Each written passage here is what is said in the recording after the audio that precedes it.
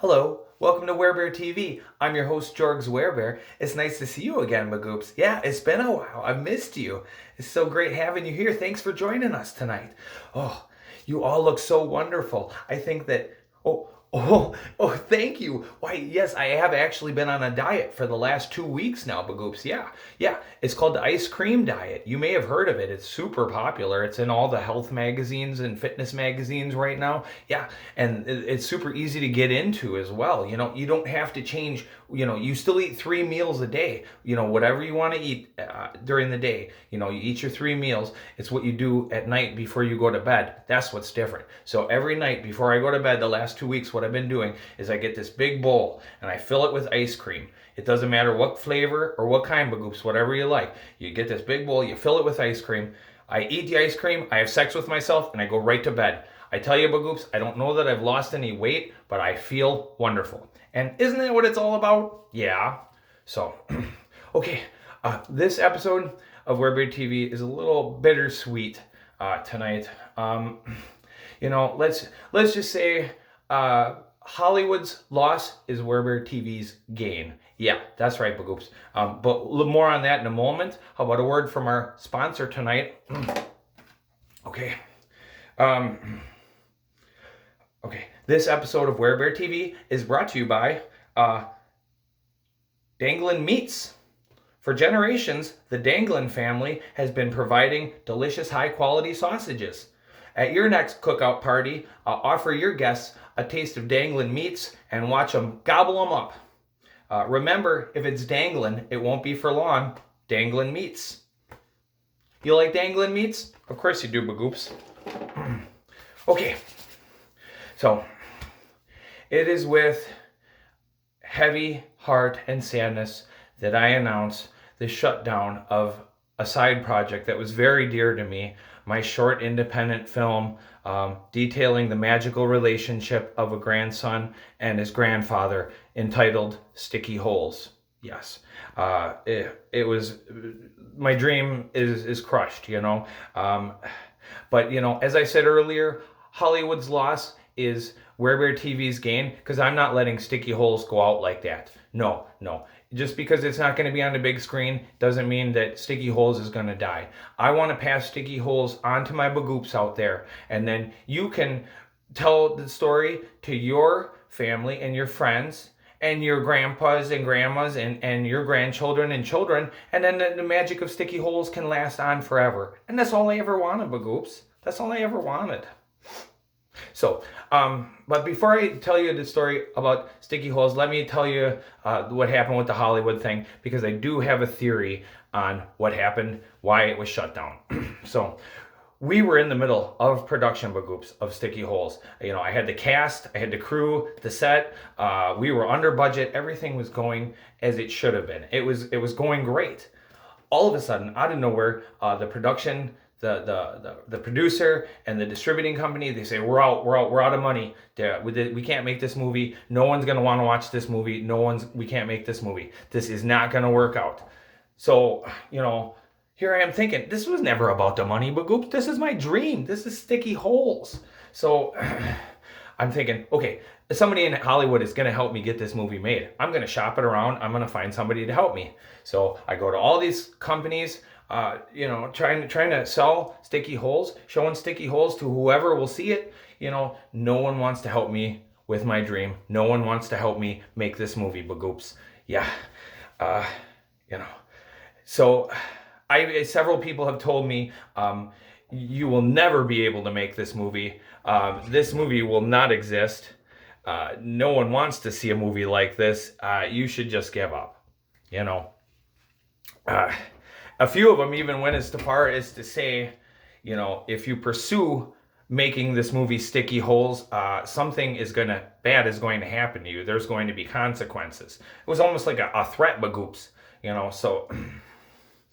But I'm glad that I can pass on Sticky Holes to you. My theory, I do have a theory about why my film was shut down, okay? Harvey Weinstein tried to touch my penis, and I would not let him. Okay. I was in his office. Yeah, the door was locked. The blinds were closed. He wanted to have sexual relations with my penis, and I would not let him. He's saying, I'll make your sticky holes as big as Lord of the Rings. And I said, you will not touch my Bilbo or my Baggins, Bagoops. And I think he had sticky holes shut down. He had my dream killed. So, ladies out there, I feel you. I feel you what you're going through, that pain. Hashtag why me. Hashtag why me. So, okay. Now, for the magical tale of sticky holes. And now, please understand if I do get a little emotional during this tale, just understand that it is very dear to me. So I'm going to try not to, but okay. So it starts out with the grandson. He's about 8 years old, 7 or 8 years old, and his grandfather, who's in his mid-60s. They love each other. They have fun playing together and everything. And one of the games that the grandpa liked to play with the grandson was the grandpa liked to give his grandson a wet willy. If any of my bagoopsies don't know what a wet willy is, I'll tell you. It's where you would take your finger and you stick it in your mouth, right? And then you get a bunch of saliva on it, and then you go over to somebody and stick it in their ear, and squish it around in their ear with the saliva, and you say, wet willy, and that's funny, right? That's funny, bagoops, I guess.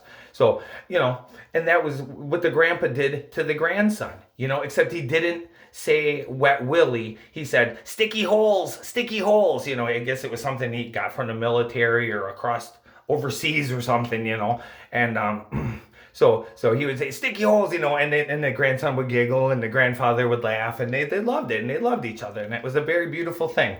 Well, as the movie progresses, the grandson gets older and the grandfather gets older, right? And as when the grandson gets a few years older, he gets faster, and the grandpa can't catch him to stick his finger in there, and so the grandson gets away from him, and then fast forward to when the grandson's a teenager, he doesn't even want anything to do with his family or his grandpa. His grandpa goes to see him, and the kid says, I just want to go to vape at the coffee house or whatever. Give me the keys, So then we get to the final scene of the movie, the climax. The grandson, he's in his late 20s now, okay? And he's got a girlfriend, he's got a home, and he's starting his family. He has a real nice job, and he's starting his life, and he gets the call, grandpa's not doing well, you better go see him, he's not going to be around for much longer. Okay, so the grandson goes to the nursing home to go see the grandpa, okay? And the grandpa, he's now in his late 80s, damn near 90 years old, and he's old and he's gnarled and he doesn't talk anymore. But when his grandson, who is, in his late 20s, walks in to the nursing home, the grandpa recognizes him right away as his grandson. And the grandson sits down next to him, and right away, the old hands come up and it's shaking, and he gets it in his mouth, and and he, excuse me, he gets it in his mouth, and he's got it, it comes out, and we had this beautiful scene. It was a close-up, of him, getting some old man saliva on there, and the grandson's looking at him, and he remembers the past, and he remembers how happy they were together, when they played games together and everything, and sticky holes, and the grandson looks at his grandpa, and the grandpa can't even say anything, and he's just holding out this gnarled, bony finger towards his grandson, and the grandson, excuse me, I'm sorry. The grandson, he says, okay, grandpa. And he kind of tilts his head and in his ear towards his grandpa's old gnarled finger. And we had this beautiful scene planned, a close-up of the old bony finger shaking and going into the grandson's ear and squishing around real slow and everything. It was beautiful. It was beautiful cinema, bagoops. And the grandson, he looks up at his grandpa, and his grandpa's smiling, this toothless smile, and the grandson looks at him and he says, sticky holes, grandpa, sticky holes. and then fade to black. I know. You know, I know what you're thinking. What the hell is wrong with Hollywood, Bagoops? Yeah. Oh, excuse me. What is wrong with Hollywood today? I don't know. Okay. Anyways, tune in next time on Werebear TV. We're gonna talk about the interesting thing I found down the front of my pants the other day. Yeah, it's not what you think, Bagoops. Also, why would someone put chip clips on their nipples? The answer may surprise you, and may you have you running into the kitchen to get that half-eaten bag of potato chips, Bagoops. Week week. You know, I think it's time for my ice cream. Thanks for joining us tonight, Bagoops. It's so nice to see you again. I would like to just like put some whipped cream on you and take a couple of bites of you. That'd be wonderful.